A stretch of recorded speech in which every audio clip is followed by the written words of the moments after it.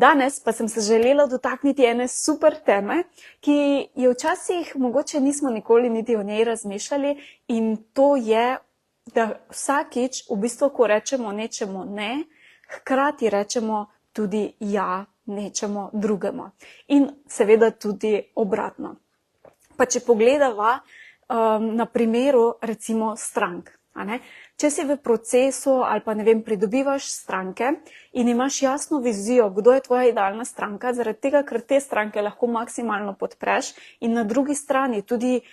imajo stranke maksimalne rezultate in tudi ti ob tem maksimalno uživaš, je v bistvu to zmaga za vse vpletene. In če imaš jasno vizijo, kdo je tvoja idealna stranka, potem pa pride na tvojo pot mogoče nekdo, ki pa res ni idealna stranka, in bi ti bilo skoraj da muka s takšno osebo delati, in si ne upaš reči tej stranki ne, zaradi tega, ker se bojiš, da druga potem ne bo prišla ali kaj podobnega. Kaj v resnici se zgodi? Če tej stranki rečeš ja, potem v bistvu si zapolniš prostor in rečeš avtomatsko tudi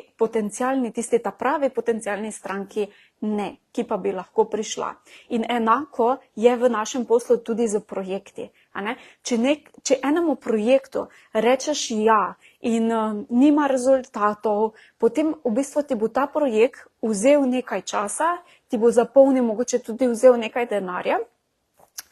Če mu rečeš ja, potem seveda nekemu drugemu projektu verjetno tudi rečeš ne. Tako da tukaj je zelo fajn, da se res zavestno potem odločamo za ja ali pa za ne v našem poslu, in podobno velja tudi za recimo, ko iščemo ali pa razmišljamo o dodatni pomoči, pa naj bo to v obliki asistenta ali pa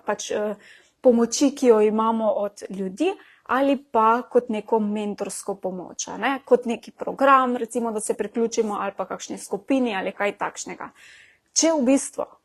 tej dodatni pomoči rečeš ne, ker jaz lahko vse sama recimo naredim, potem hkrati najverjetneje rečeš ja tudi preobremenjenosti, da se tudi rečeš ja temu, da se boš bolj verjetno matral, da boš šel po dolgi poti, da boš imel manj časa za bližnje, rečeš ja nenehnemu ugibanju, in mogoče se teh posledic niti ne zavemo, ko rečemo nečemu ne. Ker pa na drugi strani, če bi pa recimo takšni pomoči, če si na točki, ko veš, da želiš recimo transformirati svoj posel, da je dovolj, da želiš res imeti posel, ki ti bo prinašal stranke, ki ti bo osvobajal čas, ki ti bo dajal tudi več svobode, in rečeš recimo dodatni pomoči ja, da je to recimo kot nek program, recimo kot je tudi moj program legendarni, potem hkrati v bistvu rečeš ne tudi vsem tem negativnim zadevam, ki si jih ne želiš. In ko rečeš ja, rečeš tudi ja nenehnemu rasti, razvoju tvojega brenda,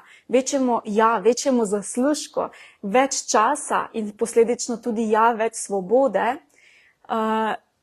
Rečeš ja, da si želiš bližnjico do uspeha, ki te bo pripeljala iz točke A do točke B, pa tudi ja, rečeš potem varnosti, temu občutku varnosti, ko ga imaš enkrat, ko se naučiš, recimo, ko znaš, ko razumeš,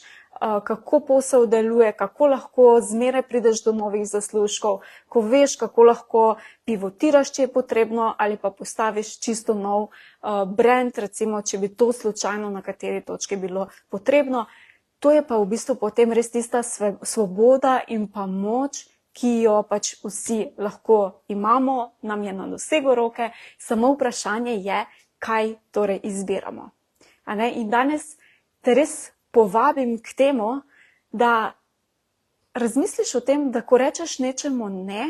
kaj v resnici to pomeni, čemu rečeš potem ja, ali so to kakšne negativne ali so pozitivne zadeve, in takrat, ko rečeš ja, kaj ti bo to tudi prineslo. Bom vesela tudi, če zapišeš v komentar, tako da vidimo se kmalu na praznovanju in se že veselim. Uživaj do ta čas in čau, čau.